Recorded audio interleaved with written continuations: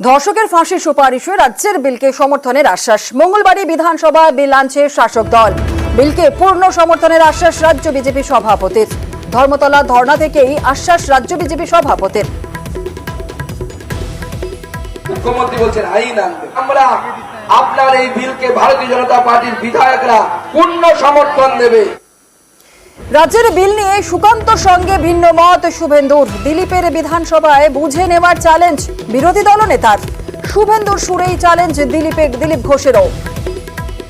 কালকে বিধানসভাতে দেখা হবে মমতা ব্যানার্জি কাল আর পরশু কি ভাষায় উত্তর দিতে হয় কাল বুঝিয়ে দেবো আমরা দুদিন। প্রস্তুত থাকুন, ওইখানে দেখা হবে। যারা ধর্ষকদের সঙ্গে আছে, যারা সমাজ বিরোধীদের সঙ্গে আছে, তাদের মুখ্যমন্ত্রী যিনি সেই ধর্ষকদের এবং অপরাধীদেরকে আড়াল করছেন, তারা কোন মুখে বড় বড় কথা বলে? কার সঙ্গে এগ্রিমেন্ট করেছে ওরা? আজকে নাটক করছে ফাঁসির, আর কি আইন করবে? কে অধিকার দিয়েছে ওদেরকে আইন করা? সমর্থনের আশ্বাস দিয়েও রাজ্যের বিলকে কটাক্ষ সুকান্ত মজুমদারের।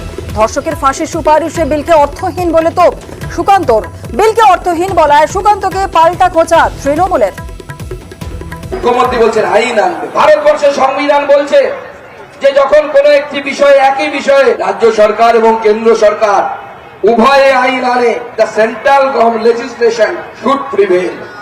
সেন্ট্রাল গভর্নমেন্টের আইন, সেই আইন প্রিভেল করা উচিত। এক মুখে বলছেন বিল অর্থহীন, আর এক মুখে বলছেন আমরা সমর্থন করব। যদি অর্থহীন হয় বলুন না, সমর্থন করব না, ক্ষমতা আছে সমর্থন না করার।